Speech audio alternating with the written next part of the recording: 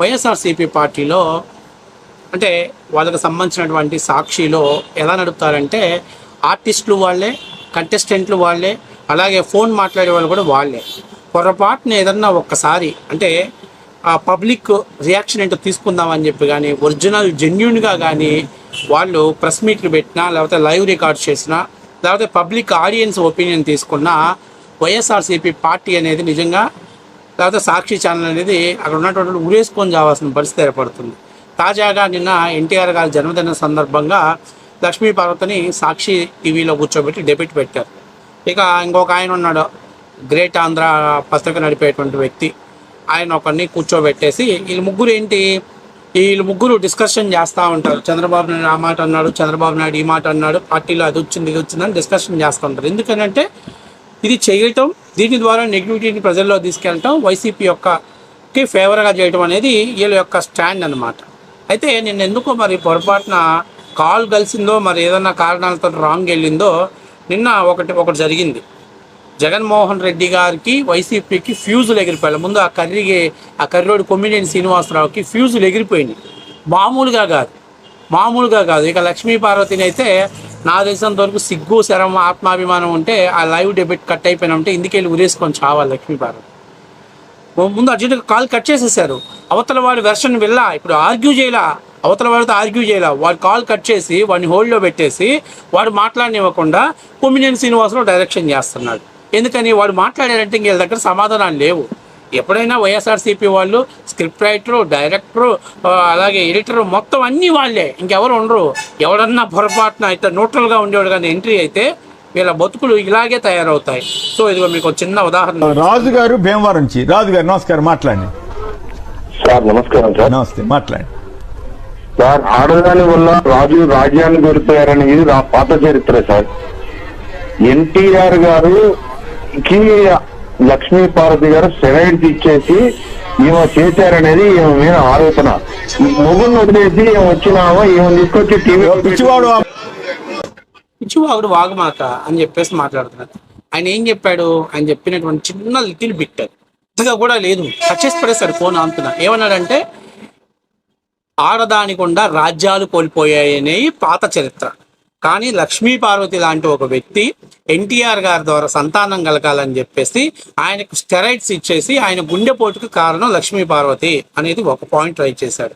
రెండవ మాట ఏమంటున్నాడంటే మొదటి భర్త ఉండగానే విడాకులు తీసుకోకుండా అసలు ఎన్టీఆర్ గారిని ఎలా పెళ్లి చేసుకుంది?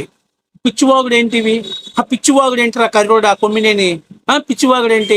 పిచ్చివాగుడంటే మీ వాళ్ళు వైఎస్ఆర్సీపీ పార్టీకి సంబంధించినటువంటి ఎమ్మెల్యేలు ఆ బచ్చాగాళ్ళు లుచ్చా నా కొడుకులు మాట్లాడాడు చూసావు. ఏమని నిండు శాసనసభలో ఎలిమినేటి మాధవరెడ్డి గురించి అట్లా అది పిచ్చి మాట, అది ఆరోపణ లేనటువంటి మాట, అది చెత్తవాగుడు. ఇప్పుడు అతను మాట్లాడిన రెండు కూడా దమ్ము ధైర్యం ఉంటే నువ్వు అతని కాల్లోనే కట్ చేయకుండా అతని హోల్డ్లో పెట్టకుండా మీరిద్దరు సమాధానం చెప్పాలి. వాడిని హోల్డ్లో పెట్టేసి ఇది మాట్లాడుతున్నాడు. ఏమని మాట్లాడుతున్నాడు అంటే ఇంకొక ఆయన మీ పార్టీకి సంబంధించిన ఆయన, నువ్వు ఏ పార్టీ వాడు నాకు తెలిసిపోయింది. అది అర్థమైపోయింది వీడికి. న్యూట్రల్ పీపుల్స్ ఎవరు మాట్లాడినా సాక్షి కానీ వైసీపీ కానీ కామన్గా ఇచ్చేది ఏంటంటే నువ్వు కమ్మోడివి ఒకటి, లేకపోతే రెండవది నువ్వు తెలుగుదేశం పార్టీ వాడివి, టీడీపీ జనసేన పార్టీ వాడివి. ఇది ఒక్కటే తప్పనిచ్చి ఒక కామన్ మ్యాన్ క్వశ్చన్ చేసినా కూడా వాళ్ళు ఇచ్చే సమాధానం ఇది. ఎందుకంటే వాళ్ళ దగ్గర సబ్జెక్ట్ లేదు, వాళ్ళు ఎక్కువ ఆర్గ్యూ చేయడానికి వాళ్ళ దగ్గర కావాల్సినంత స్టఫ్ లేదు. వాళ్ళకు మొండిగా ఒక మాటను తీసుకెళ్ళి ప్రజల్లోకి మైండ్లోకి ఎక్కించాలి, అంతే, అంతకుమించి లేదు. మరి అలాంటప్పుడు ఎవరో ఒకడు అక్కడ పదిగడించినప్పుడు వాడిని ఫేస్ చేయాలంటే ఇలాంటి క్యాస్ట్ ఫీలింగో లేకపోతే పార్టీ ఫీలింగో సంబంధించిన వ్యక్తులను ముద్ర వేయాలనేది వీళ్ళ ఫీలింగు. ఇప్పుడు అతను మాట్లాడింది ఏంటి? ఎన్టీ రామారావు గారికి స్టెరాయిడ్స్ ఇవ్వటం ద్వారానే గుండెపోటు వచ్చింది, పిల్లలకు పుట్టించాలి అంటే ఎన్టీఆర్ గారి లక్ష్మీపార్వతికి సంతానం కలిగించాలని ఎన్టీఆర్ గారికి లక్ష్మీపార్వతి స్టెరాయిడ్ ఇచ్చారు. ఆ స్టెరాయిడ్స్ తీసుకోవటం ద్వారా ఆయన గుండె ఎక్కువ ఉద్రేకానికి గురయ్యి ఆయనకి గుండెపోటు వచ్చిందని చెప్పాడు. సో దానికి సమాధానం లక్ష్మీపార్వతి చెప్పాలి. లేదు నేను చేయలేదు, జరగలేదు, అవ్వలేదు అనేటువంటి దానికి గతంలో ఏం జరిగింది, మరి ఎందుకు చంద్రబాబు నాయుడు గారి మీద ఎండుపోటు పొడిచాడు అని చెప్పటం, మీ గుండెపోటు గురించి ఎందుకు దాచిపెడుతున్నారు? ఇది లక్ష్మీపార్వతి రియలైజ్ చేయాలి. కానీ వాడు అది చేయనివ్వాల, వాడు అక్కడ అడ్డుకున్నాడు. అతని ఫోన్ కాల్స్ ని హోల్డ్ లో పెట్టేసి నా దేశంతో కట్ చేసి పడేస్తాడు. అతను మళ్ళీ ఇంకొకసారి కూడా మాట్లాడింది లేదు.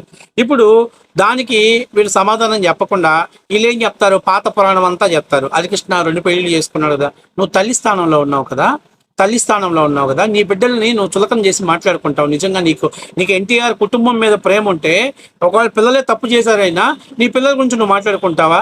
అలాగే ఇంకొక ఆమె ఎవరో చెన్నై ఇస్తే మనం చనిపోయారు కదా, ఆమెకి విడాకులు ఇప్పించేసి 2వ పెళ్లి చేసి తప్పేముంది?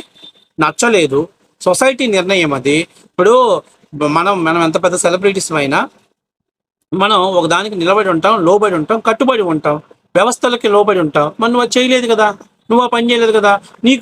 నేను అడుగుతున్నా, ఆమెకి మొదటి భర్తతోటి వైవాహిక జీవితం సెట్ కాల, విడాకులు తీసుకున్నారు, వెరీ గుడ్. చట్ట ప్రకారంగా విడిపోయిన తర్వాత ఆయన 2వ పెళ్లి చేయించాడు, అది వెరీ గుడ్. అందరూ ఆమోదాయకమైనటువంటి సమాజంలో ప్రస్తుతం జరుగుతున్నటువంటి విధానమే ఒప్పుకుంటాం. నేను అడుగుతున్నా, నీకు వీరగంధం సుబ్బారావు నచ్చలేదా? వీరగంధం సుబ్బారావుతో సంసారం చేయడం నీకు ఇష్టం లేదా? వీరగంధం సుబ్బారావు నువ్వు పెళ్లి చేసుకున్న మాట వాస్తవం కాదా? వీరగంధం సుబ్బారావుతో పెళ్లి చేసి నువ్వు స్టేజ్ల మీద కచేరీలు ఇచ్చిన మాట వాస్తవం కాదా?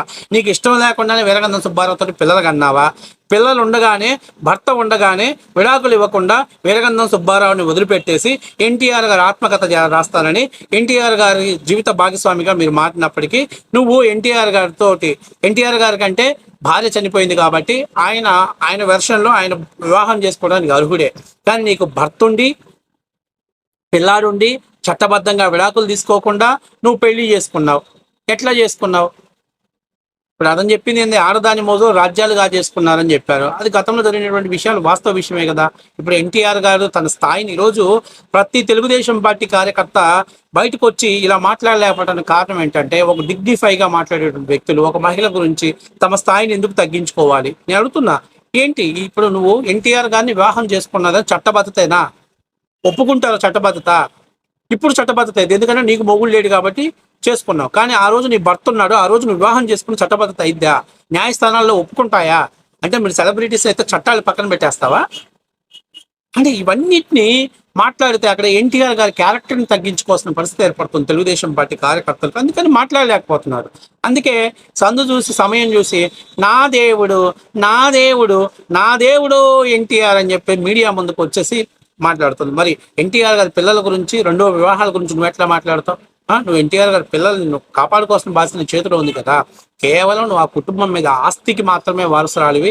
ఆస్తి, అలాగే ఎన్టీఆర్ ద్వారా వచ్చే లెగసీ ద్వారా సీఎం కుర్చీని సొంతం చేసుకోవాలి, పార్టీని సొంతం చేసుకోవాలని కలలుగన్నావు తప్పనిచ్చి ఏ రోజు కూడా ఎన్టీఆర్ గారి కుటుంబంలో ఒక కుటుంబ సభ్యురాలుగా నేను ఉండాలి అని నువ్వు అనుకోలేదు అనేది 100% నిజం. ఈ రోజుకి కూడా నువ్వు కాంగ్రెస్తో జత కలిసావు, వైసీపీతో జత కలిసావు తప్పనిచ్చి ఏ రోజైనా చంద్రబాబు నాయుడు గారితో అయినా కానీ, ఎన్టీఆర్ గారి కుటుంబ పిల్లలతోటైనా కానీ, జరిగింది జరిగిపోయింది, నాకు పదవులు అక్కర్లేదు, ఆస్తులు అక్కర్లేదు, నేను ఎన్టీఆర్ గారి సతీమణిగా ఉండాలనుకుంటున్నాను అనేటువంటిది ఎక్కడా కూడా స్టేట్మెంట్ పాస్ చేసిన సందర్భాలు లేవు. ఎక్కడ కుటుంబ సభ్యులతో నువ్వు మాట్లాడబడి నాకు హోదా కావాలి, ఎన్టీఆర్ గారి భార్యగా నాకు స్థానం కావాలి, ఎన్టీఆర్ గారికి ఇచ్చే గౌరవం నాకు కావాలనేటువంటి దానికోసమే నువ్వు ప్రయత్నిస్తున్నావు. అంటే డబ్బు కోసం, పరపతి కోసం ప్రయత్నిస్తున్నావు తప్పనించి నువ్వు ఎన్టీఆర్ గారి కుటుంబంలో కలవాలనేది లేదు అనేది వాస్తవ విషయం. ప్రతి వర్ధంతికి, జయంతికి నీ దిక్కుమాలిన మీటింగ్లు పెట్టి నీ చండాలమైన భాషతోటి నాకు ఎన్టీఆర్ గారు కళ్ళలో కనపడుతున్నారు, ఎన్టీఆర్ గారు నాకు ఆన్లైన్లో ఫోన్ చేస్తున్నారు. మరి ఇన్ని చిత్రాలు, ఇన్ని ప్రేమలు ఉన్నప్పుడు ఎన్టీఆర్ గారి విగ్రహాలు తీసేటప్పుడు మాట్లాడాలా? ఎన్టీఆర్ గారి జిల్లా పేరు మార్చినప్పుడు, జిల్లాకి పేరు పెట్టి యూనివర్సిటీకి పేరు మార్చినప్పుడు మాట్లాడాలా? ఎన్టీఆర్ గారి విగ్రహాలు పగలగొడుతున్నప్పుడు మాట్లాడాలా? ఏమీ మాట్లాడాలా? ఎన్టీఆర్ గారికి అవమానం చేసినప్పుడు ఎప్పుడు మాట్లాడాలా? కానీ తెలుగుదేశం పార్టీ అధికారంలో రాగానే నువ్వు ఎంట్రీ అవుతావు, నీ దేవుడు గుర్తొస్తాడు, నీ పతి సేవ గుర్తొస్తుంది. దీని అంతటి కారణం ఏంటంటే అలా చేస్తేనే నీ రాజకీయ మనుగడ. నువ్వు చచ్చిపోయేంత వరకు శత్రువుల పక్కనే, శత్రువులతోటి కలిసి నువ్వు జీవిస్తావు తప్పనించి ఏ రోజు కూడా ఈ కుటుంబంతో కలవాలని కానీ, ఈ కుటుంబంతో కలిసి నడవాలని ఉద్దేశం నీకు లేదు. ఒకటి మాత్రం నిజం, ఇవాళ ఏదైతే ఒక కాలర్ అడిగాడో యావత్ ఆంధ్రప్రదేశ్ ప్రజలందరి మైండ్లో అదే ఉంది. Who is and Lakshmi Parvati?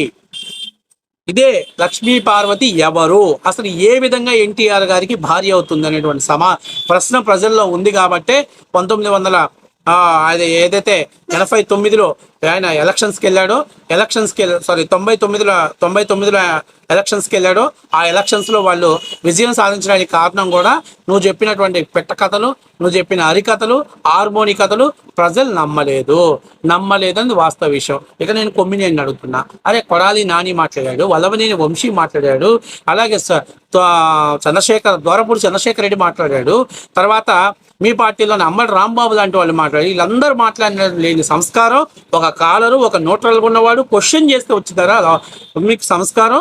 మీరు జగన్మోహన్ రెడ్డికి సంకనాగటానికి, లేకపోతే సాక్షికి భజన చేయడానికి, వైసీపీకి భజన చేయడానికి తప్ప నుంచి మీరు ఇంకో దానికి పనికిరారు. ఈరోజు మీరేదో అవతల వాళ్ళు పండగ చేసుకుంటుంటే దాన్ని చూసి కూడా మీ కళ్ళలో నిప్పులు పోసుకునే పరిస్థితిలో మీరు ఉన్నారు. కాబట్టి మీరు ఎప్పటికీ మారని సైకోల్ అనేది వాస్తవ విషయం.